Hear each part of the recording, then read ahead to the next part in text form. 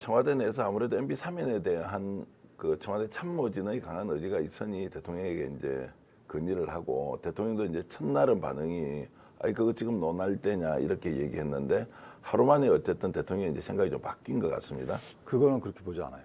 왜냐하면 첫날 대통령이 언급한 부분은 그 당시에 형 집행정지 신청을 했었거든요. 그러니까 형 집행정지라는 것이 이명박 전 대통령이 수용 생활을 감당하기 어려운 건강 상태다. 이것이 집행정지 신청이 인용이 되면 그럼 이제 수용 생활이 어렵다. 그럼 사면에 대한 국민 여론이 형성이 된단 말이에요. 그래서 지금은 대통령이 언급할 단계가 아니다라는 것은 아마 형 집행정지의 인용 여부를 보고 나서 결정하는 게 어떻겠냐라는 생각이 있었던 것 같아요. 예컨대 검찰총장이나 수원지검장이 이제 사면 품신을 한단 말이에요. 그러면 법무장관의 사면심사위원회를 열어서 대통령한테 결정사항을 넘기는 건데 그 전에 대통령이 사면이 타당하다 그러면 사면심사위원회 이게 유명무실화되는 거 아니겠어요? 그러니까 아마 그런 프로세스에 대한 대통령의 인지이지 이것이 그 이후에 사면에 대해 생각이 없었는데 뒤에 바뀌었다. 저는 이렇게 보지 않습니다. 저도 그 부분에는 동의하는 게요. 사면과 형집행정지는 굉장히 다르다라는 생각이 드는 게 윤석열 대통령이 언급했던 건강도 안 좋은 분이 고령이신데 이 이야기는 형집행정지로 충분한 이야기인 거고요. 사면이라는 이야기는 정치적 합의가 돼야 되는 측면이 분명히 존재합니다. 물론 뭐 대통령의 고유의 권한이긴 하지만은 사회적 합의가 없는 상황에서 사면까지 하는 것은 쉽지 않다. 뭐 그렇게 보여지고요. 저는 윤석열 대통령도 형집행정지에 대해서는 뭐 반대할 이유가 없을 거라고 보여집니다만은 사면 문제는 본인에게 정치적 앞에서 말씀드린 것처럼 큰 이득이 되지 않기 때문에 많이 고민해 볼 거다 그렇게 생각이 듭니다. 네, 형집행정지는 이제 대통령이 관여할 수 있는 권한이 사실 없어요. 그러니까 수원지검장이 결정하는 건데 사면의 경우에는 이제 대통령 입장에서 지금 이제 이런 시각 때문에 야 MB계가 득세를 했고 MB계가 이명박 대통령에 대한 이런 여러 가지 회한 때문에 사면을 추진하는 거 아니냐라는 그런 부담, 정치적 부담이 사실은 윤 대통령한테 있을 수밖에 없어요. 그래서 오히려 그래서 국민통합 차원에서이면 사실은 진보 진영이 보수 인사를, 보수 진영이 진보 인사를 이게 국민통합을 위한 사면권 행사죠. 그렇죠. 진보진영에서 박근혜 대통령 사면에 대해서 뒷말 크게 없잖아요. 그러니까. 네. 그러니까 그런 차원에서 보면 국민통합을 위한 사면권이라는 이 단어가 MB계가 득세해서 MB를 사면한다. 그러면 국민적 공감대가 적겠죠. 그래서 아마 그런 식의 사면권 추진보다는 대통령은 또 다른 고민을 하고 있을 것이다. 저는 그렇게 생각합니다. 윤석열 대통령이 이명박 전 대통령 사면할 걸로는 보시는 거죠?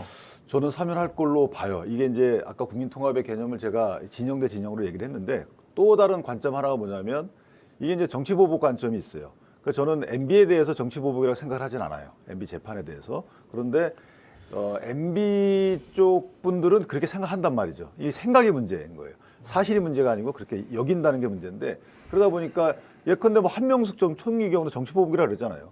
그분도 대법원에서 막히 확정 판결이 났는데도 불구하고 사과도 안 했어요. 그런데 사면해달라고 하면서 정치보복이라고 얘기하잖아요. 그걸 우리가 탓하는 분도 있지만 한편 그쪽 분들 입장에서 보면 당했다고 하는 거죠. 그러니까 이런 생각들을 전제로 해서 보면 그런 정치보복을 당했다는 이런 생각들을 기준으로 사면을 하게 되면 국민통합에 어느 정도 기여를 하는 거죠. 그런 측면에서 보면 장기적으로 아마 사면 쪽으로 가지 않을까. 형 집행정지 선, 후 사면. 이렇게 가지 않을까 싶어요. 그 8월 15일로 보시는 거죠?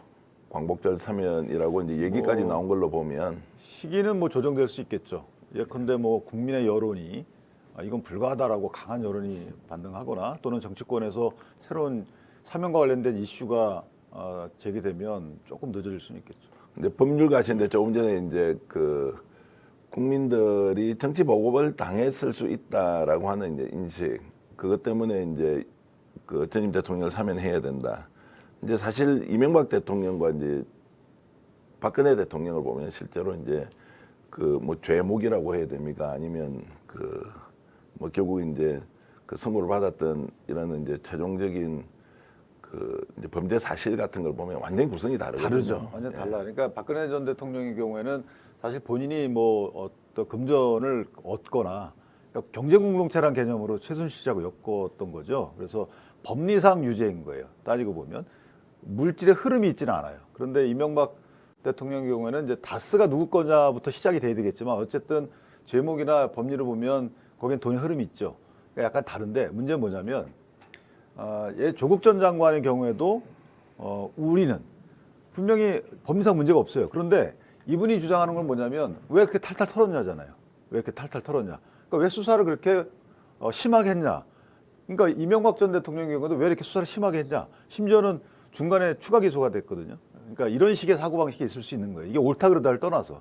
그래서 이게 이제 각 진영에 따라서 보는 시각이 다르긴 한데 결국은 각 진영의 입장에서 보면 이런 불만도 있을 수 있고 이렇게 볼 수도 있기 때문에 그런 것들을 전반적으로 법률적으로 따지지 않고 정치적으로 통합 차원에서 만약 대통령이 그래 너네 시각도 인정하고 우리 시각도 인정하니까 내가 이거 사면할게 라고 하면 그게 통합의 관점의 사면일 수가 있다. 뭐 이런 취지의 말씀드리는 거예요.